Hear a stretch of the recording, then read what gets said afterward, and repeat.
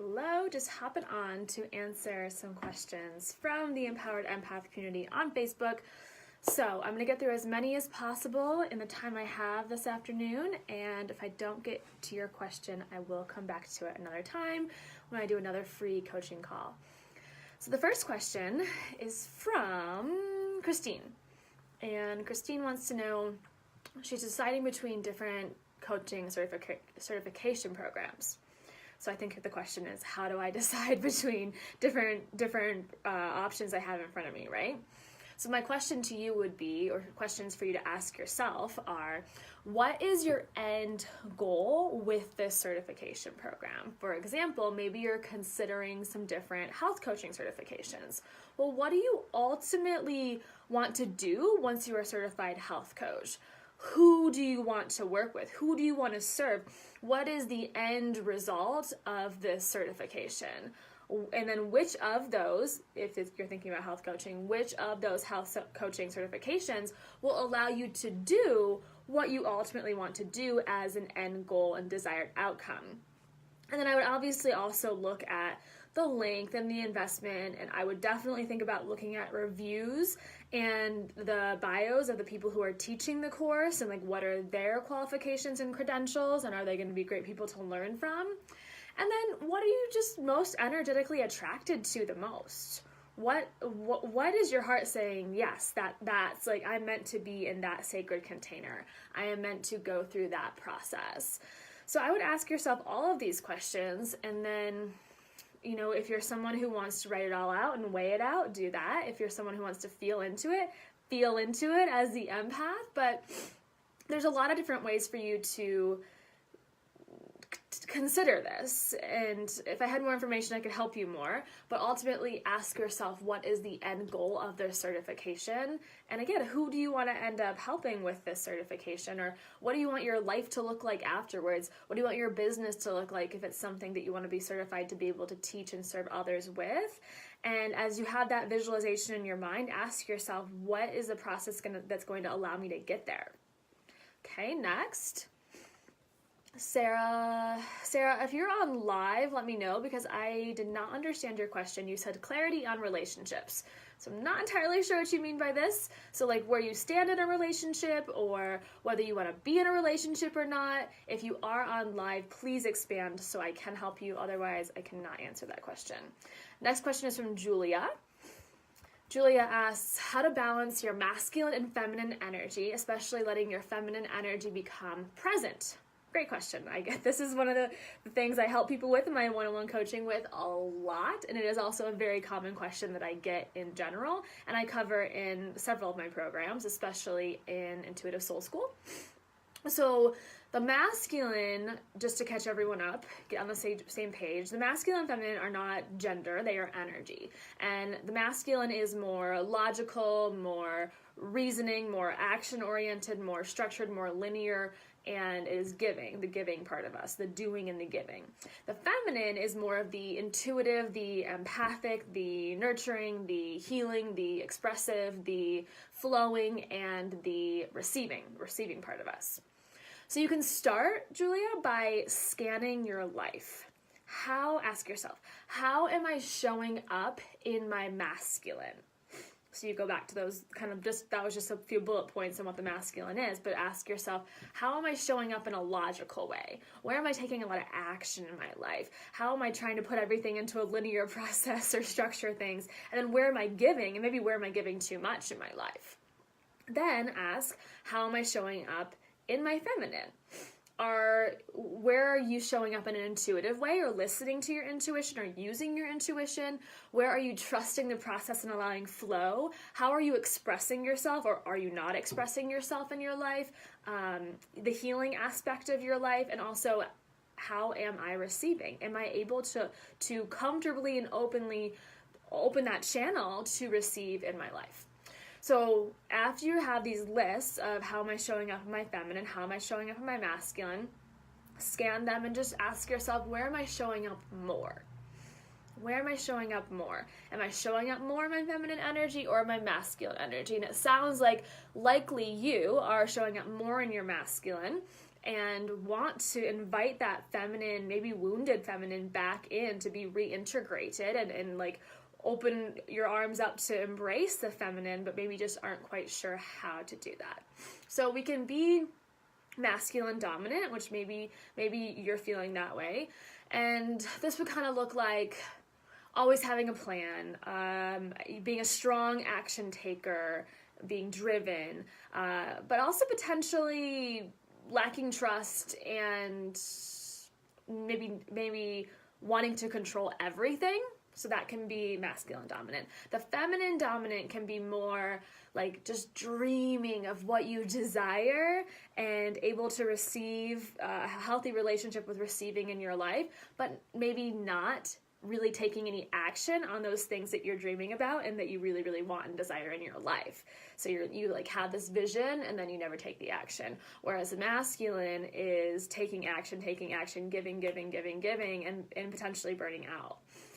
We as human beings, whether you are a male or a female or anything in between, however you identify, it is an opportunity for us to balance within us these energies. And so when we have a balanced masculine and a balanced feminine, that allows us to think of it like an open circuit. So I think of holding my hands out in front of me and energy flowing in through my left side, which is my feminine, and out through my right side, which is my masculine. And so it's like this continuously flowing circuit with the universe. I receive, give, receive, give. Kind of like you're juggling balls up and down.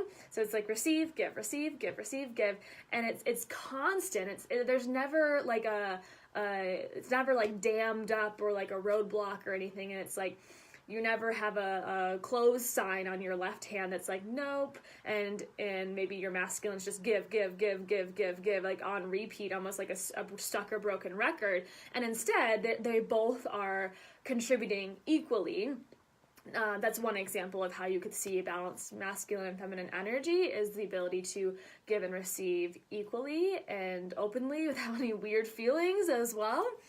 But in general, that especially anyone who's listening who's a wellness coach, a business owner, empath entrepreneur, it's very important that we look at this aspect of our energy body. If you are not integrating and implementing the energetic aspect of into your business, of energy as a strategy in itself, then you might also be unknowingly self-sabotaging by, for example, only producing content for your audience and just like throwing out all like little nuggets of gold. It can be freaking amazing content, but again, behind the closed door, the door is literally closed, I guess. So you're not receiving anything after you give, and that's where a lot of entrepreneurs also burn out, because they're like, I am doing everything that everyone told me to do and I'm still not receiving. Well, we want to really look at your feminine energy, and that's what I help my business coaching clients do. So I want you to also go back in time and ask yourself, what was I taught? Which aspects of your energy were rewarded the most as a little girl, even as a teenager, and even in any careers you may have had, jobs you've had in your life? What's more rewarded? Typically it is the masculine energy, and so our body gets this wiring, this programming that's like, oh, if we respond, act, behave in a certain way, then we get more rewards. So it's just, like a lot of the like cornerstone foundational psychology studies where we are reward driven. And so if you feel like your whole life, whether it's your parents or a teacher or a boss are rewarding you stepping into your masculine energy, then that could be also why we fall into this dominance. And as a society, I think that we're shifting, but for so long it's been more this patriarch, this masculine energy, and people have been rewarded for following a linear path in their life of even just think of like grade 1, 2, 3, 4, 5, so on and so forth, working up the corporate ladder that we all have heard about and know about. entry level, like associate, blah, blah, blah, manager, executive, CEO, and is so linear and structured. So what were you taught as a little girl about these different aspects of your being that are inherent within all of us? Again, I've had people come to me and they're like, why do you talk about gender? And I'm like, no, it's not gender. It's just energy. It's just energy that we all have within us. And it's just the ability to be able to notice where we're showing up and how we're showing up, and are we giving or are we receiving? Which one's more dominant? And then you mentioned, giving your feminine more basically a seat at the table, right? So would you say, especially letting your feminine energy become present? So it's already in you. Don't worry about it. It's not like you don't have it, all right? You definitely have it. It's already there. It's already present, but you want to honor it. You want to nurture it. You want to give her a seat at the table. You want to allow that to shine so you create balance, right? And by honoring the feminine does not mean that we dishonor the masculine or we push that into a corner and decide we can't be those things. It's like, no, you are both and you get to be both, and one is not better than the other. And as human beings, we're going to operate most optimally when we have that balance within us. And of course, you're always going to kind of be in one or the other. So if I'm right now, for example, I'm in my masculine energy to an extent because I'm showing up and I'm giving, and I am also doing something that is an action. Now, I'm infusing bits of my feminine into this because I'm also letting my intuition guide what I'm saying. So there's a way of kind of integrating them, but oftentimes, you might just be doing something that is in your masculine energy versus just in your feminine energy. Like, your feminine energy is going to be like that twirling girl in the field, or like the twerking girl at the club. Like, she's expressing herself, she's feeling emotion, and she's allowing herself to flow and to surrender. So you don't have to be balanced perfectly all of the time. Like, balance is bullshit. Let yourself be a fucking human being. And within that, just notice how am I showing up? And then there's a difference between showing up for a period of time in your masculine and then going back to feminine and feeling that balance versus always showing up in one area. And then ask her, meaning your feminine energy, if she has any fears around expressing herself or expressing this side of you. Is there any fear, deep-rooted fear, that is actually around, let's say, receiving? Do you have fears around receiving? What does it mean for you to receive? Or what fears might you have around being expressive and emotional and expressing your emotions or your desires? Or what fears do you have around even tapping into your intuition? And is there any sort of fears or limiting beliefs, negative self-talk around that aspect of you? And if that's the case, then the ego is always going to protect you and say, oh, you shouldn't express that part of you because it's not going to keep us as safe as if we are maybe dominant in the masculine. And then on a more homework, simple, basic level, is just to invite more dance into your life, more dreaming, more daydreaming, more receiving, more flowing. I highly recommend my little mini course, The Art of Receiving, on my website, autoimmunetribecourses.com. Trust, really turning back into trust to honor your feminine and inviting more creativity in your life. So it's a way of expression, and it's also a way to channel your intuition by being creative. Okay? That was fun. Thank you for asking that question. Next question is from Sarah Ray, and she asks for daily protection rituals for empaths. I keep picking up other people's funk. So, good timing, because maybe I wasn't supposed to do this live stream a day or two ago, and it was meant to be today because I did a very intense just cleansing ritual for myself to release the energy of a family member. I've done it twice now over the last 2 days because it felt like very, very intense energy. And so this is not the only way to have a ritual, to have a daily protection ritual, and it is not the only way to release energy vampires. It's not the only way to stop picking up other people's weird, sassy, negative energy vampire energy. Go listen to the podcast episode, I think, it's in the 70s, like 72, 73. If you want to learn more about energy vampires and also the role we play in that, because that's really important to acknowledge and accept as well. But here's what I did just to give you an idea of something you can play with, and you can modify it as you choose. So I had a lot of anger and very intense emotional pain, and I was picking up that funk that you described, right? But in this case, it was a deep hurt and someone else's rage and anger, and I did not want that. It's not the way I want to live my life. And so I knew that I needed to do something actively to be able to release it versus pretending it didn't happen and just going on my merry way with my day or just going to sleep or something. It's like, if you feel an intense energy like this, why wouldn't you do something to release it, right? And like, of course, there's the potential that you don't know what to do to release it, but if you have the tools, and I'm going to give you the tools today, please always do something to release this energy. Give yourself that gift. You are so worth that and deserving of that. You do not, as an empath, deserve to feel like you are being attacked left and right all of the time. So please cleanse your energy. Please take 10, 20, 30, 40, however many minutes you need to release energy, especially when it's in, like I had a very intense interaction and it was just one conversation, but it left me feeling a hot fucking mess.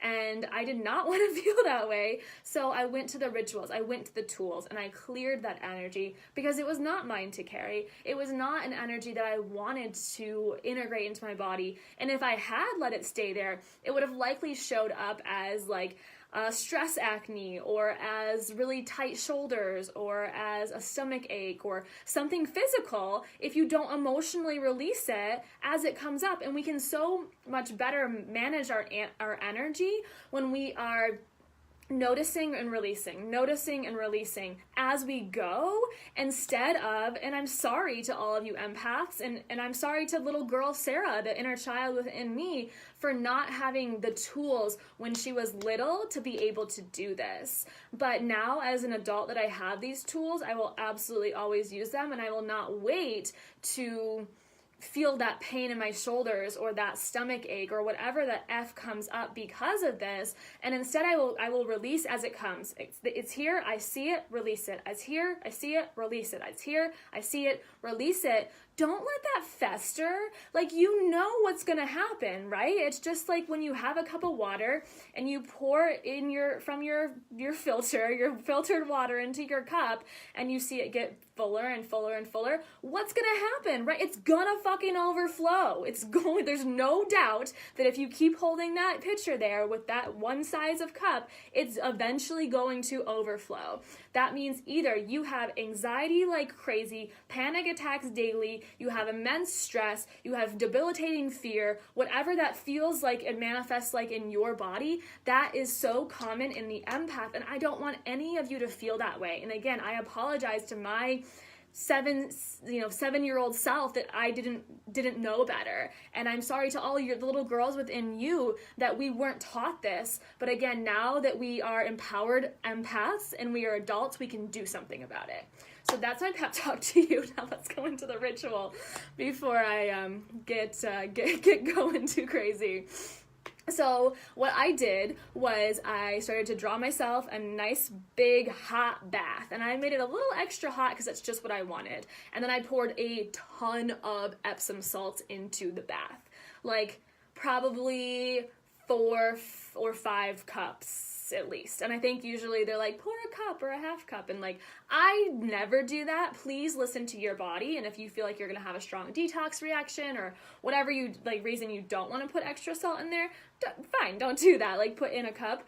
But I like to get my salt baths really, really salty. It feels very, very cleansing. It also feels like, it's like when you go into a float tank. Have you guys ever been in a float tank? And the float tank has like thousands of pounds of salt in it. So you feel a little lighter because of that effect of like feeling weightless with the salt in there. And now I have not been able to create that sensation completely in my bathtub at home, but it makes me feel like it's also drawing out any sort of toxins, literally, like physically, as well as energetic toxins. And so I put a ton of salt in there, and then I usually just dump the salt in the bathtub, and then I'll pour a couple drops of oil into that pile of salt so that it incorporates into the salt, versus if you wait until the water fills and you just put the oil on top, it's just going to float on top. So I put the salt in, I take clary sage essential oil from doTERRA, and I use this oil specifically because it's so cleansing. Think of it just like sage that you would burn, but in oil form. So it's very cleansing essential oil. So I place that on top of the salt, and then the bath fills, right? And it swishes all around. You can put some bubbles in there if you want some bubbles, some gluten-free bubbles. Please read your labels. There's oftentimes gluten in bubble bath. So I get a gluten-free bubble bath, and I sometimes will put a little bit of that in there. And then as that's filling up, I surround my bathtub as much as possible with black crystals. And I used a crystal called Shungite, Shungite, which is also a really good EMF protector, PS. Also on the podcast, go listen to the episode with Libby Darnell if you want to learn more about EMFs. And I will place any black crystal will do. Okay, so any black, or like even like a silver, like a hematite. So that's, or like magnetite. Sometimes they have more of a silver tinge to them. That's fine too.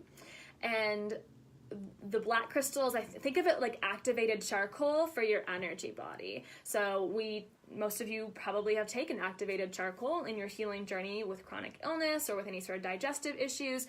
Activated charcoal, when we take it internally, is like a sponge for toxins. So it doesn't necessarily discriminate, right? So that's why you take it away from your other supplements and food. But when you take that, it's going to soak up like a sponge any toxins. And I think of black crystals like the activated charcoal for our energy body. So they are going to soak up any sort of bullshit that we are carrying, that we do not need to carry, and allow that to release from our energy body. So black crystals around the space.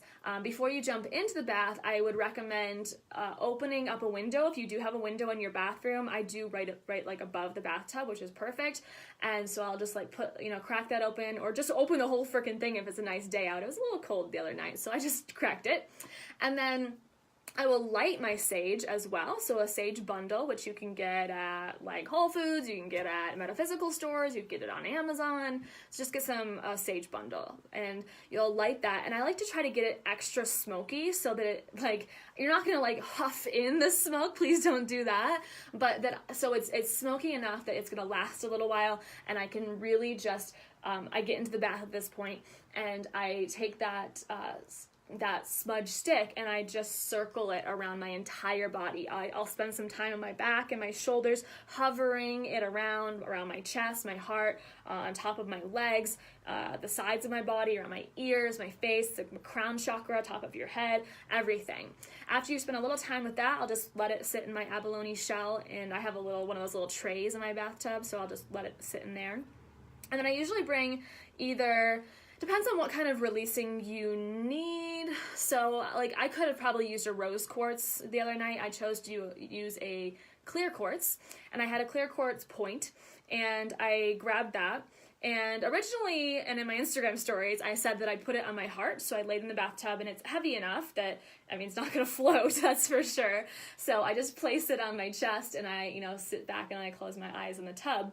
But I was feeling intuitively called to use that clear quartz to actually cleanse each of my chakra centers, not just my heart. So I ended up taking it and taking it underneath the water. I sat up in the bath, and I held the quartz down by my root chakra, which is your sacrum, the base of your spine, and your lady parts. and it was vibrating in my hand. Like it was just like zzz. I could, and under the water you can especially feel crystals vibrate. So if you are a skeptic or not a believer, like go put your hand underwater with a crystal in your palm and feel your freaking palm sizzle. It's so cool. Depends on the crystal, but in this case, I used that clear quartz, held it down there, hovered it over my sacral chakra, rubbed it into my solar plexus, which is above your navel, really held it on my heart for a while, and then I hovered it around above my, or in front of my throat, third eye, and my crown as well. So I just really cleansed the whole chakra system, and clear crystals are more cleansing, amplifying usually. So that was perfect. All the while I was doing that, I was listening to a protection mantra. So it's a mantra that's also used in Kundalini Yoga. It's in Sanskrit, and it's from the album Divine Mantras for Protection. It's a variety of artists, and I cannot remember the specific artist, but if you guys want me to link to it, I can. And this album's great. All the mantras on there are good, and they're usually like 4 or 5 minutes long, so I would listen especially to that protection mantra for the heart. And then if you want to, I ended up listening to like the whole playlist because I was in there for a while. So then I sat in there, and I sat in there until I felt like I really had cleansed. And then when I decided that, like, okay, Sarah, you've been here long enough, you've allowed this, like, you can imagine it releasing too. I imagine all the funk, the shit releasing from my body. And then it's like the salt is soaking it up. So maybe the funk is being released like into the water. Some of it's going out the window, right? That sage is carrying it out the window. The salt is soaking it up in the water. So when you flip your little stopper on your bathtub or pull it out, whatever it looks like, you're gonna imagine and feel the water. This is also why I like a hot bath, because by the time I'm out, my body is very warm. So when the water releases, you feel it go down that drain, and you're imagining all of that bullshit leave your entire being as it goes and swirls down that drain. And you're not going to get freezing cold or anything because it was a hot bath. So I sit there and I just feel the water slowly get lower and lower and lower. And as the water gets lower and it releases, I feel lighter and lighter and lighter as a human being. And then it is all effing gone. So there is one ritual you can try out. It was very powerful for me the other night, and I hope it will be for you too. All right, let's do like 2 more questions. Next question is from Lexi. How to approach people when spirit, has channeled messages to you about them and they aren't necessarily spiritually inclined, or you don't know them well enough to know, but you are being told you have to tell them. Okay. This is a good question. I've got this question before as well. So if you feel called to deliver this message, then you can definitely do so in a loving way, right? So I think it's always our responsibility as energetic beings and as empaths, as healers, whatever role you serve in this world, whatever way you are of service, to responsibly deliver information. Like I had a client the other day, one-on-one, who was explaining she had a tarot card reading done, and it was like super negative and left this like bad taste in her mouth kind of, and it was kind of like made her question a lot of things and even her own intuition, and that broke my heart to hear that, because I think that as oracle card readers or as intuitive healers or anybody who's receiving that intuitive download, that we can always deliver the message in a loving way, and it should never be in a fear-inducing way. So, Lexi, I know you know better than to do that, but just a reminder to everyone out there that if you do feel called to deliver a message, you can always do it in a loving way. It should never be in a fear-inducing way. You can always ask permission as well. So even if you feel called to deliver the message, that person might not be open to receive that message. And so you can always, and I suggest you always, ask for permission. Hi, Susie. Just reaching out because this might sound kind of crazy and weird, but I just had this like really strong feeling that I needed to share something with you. Are you open to me sharing that message with you today? Are you open to listening? And she might be like, yeah, you know what? It's a really, really stressful day at work, and like maybe can we just do this later? Fine, let's talk to her later, right? Other times, like, I don't know if anyone's ever said like no to me, but that could happen and you can honor their wishes. Other times it's like, yeah, please tell me, right? And again, then in the delivery, you can be loving and respectful. But ultimately, excuse me, it's not under your control, or it's not your responsibility for how they react to any information that you do give. So again, you have control over the way you deliver it, and the way that you ask for permission, and the way that you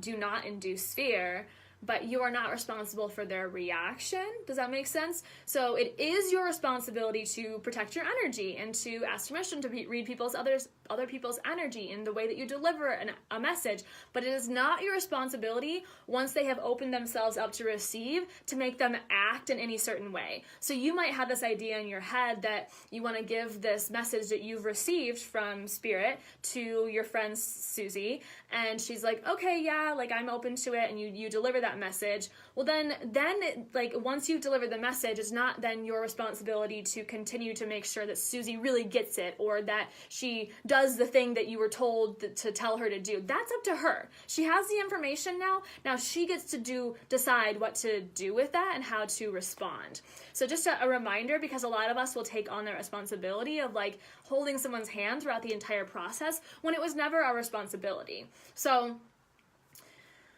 the other thing I want you to maybe consider is asking Spirit why. Like, why am I supposed to deliver this message? Because again, if it's like something you're receiving really strongly, like, okay, Lexi, you really need to reach out to Sarah and tell her blah, blah, blah, blah, blah.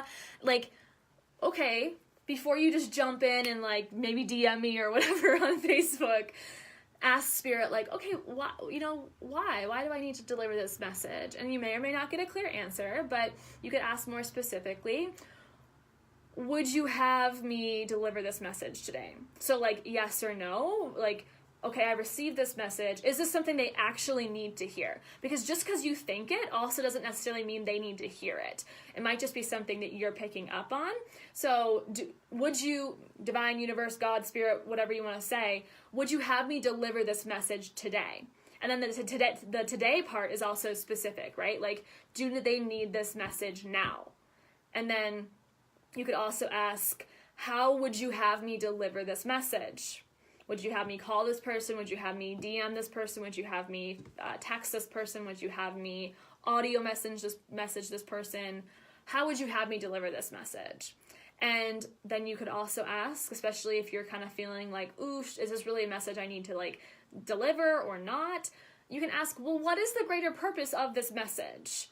And again, it's probably like, well, it could be about you and something actually to do with you, or it could be about them.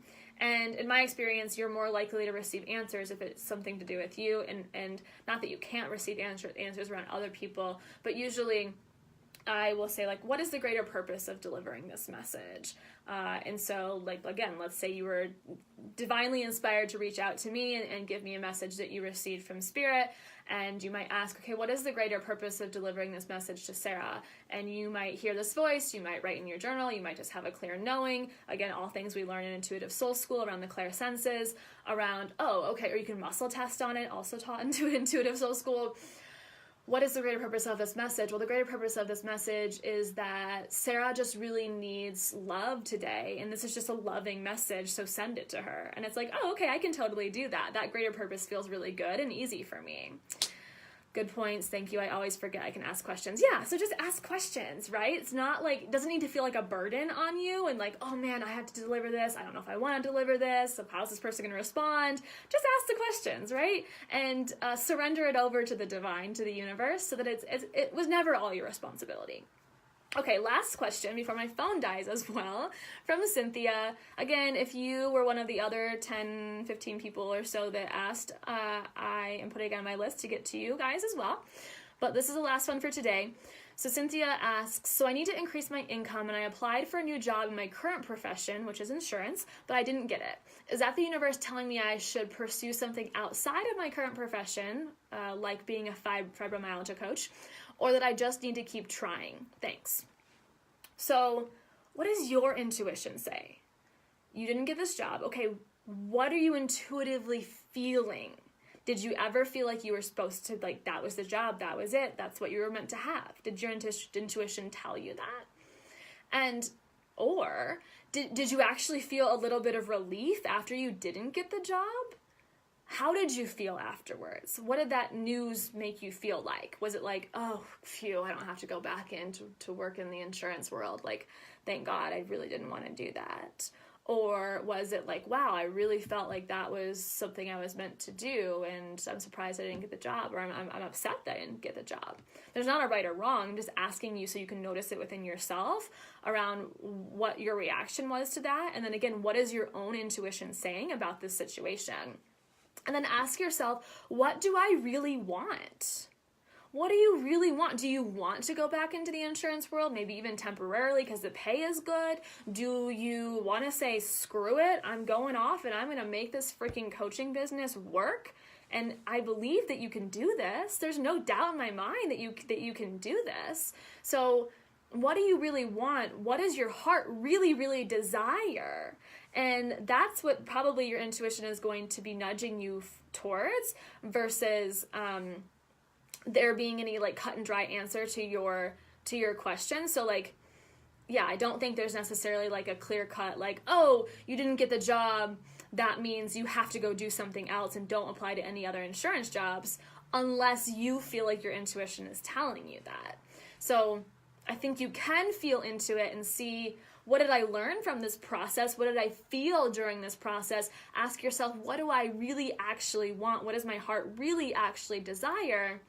And then you might ask as well, like, what lesson is surfacing for me right now? What lesson is surfacing through this experience? How did it make me feel to not get this job? Okay, noticing, I see you there. Are there any fears or limiting beliefs coming up? And then let's just imagine for a second. So how would it feel to earn a really, really good income as a fibro coach? What would that feel like? Have you even allowed yourself to consider that, to feel into that? What would that feel like? I make amazing freaking money as a fibromyalgia coach, and I get to help people, women like me who have a lot of pain, chronic pain every single day, and I get to help them relieve that. And then what part of you thinks that you can't have it? Allow yourself to visualize that for a second. Ask, is that really what I want? Sounds like it from your question, from your comment today.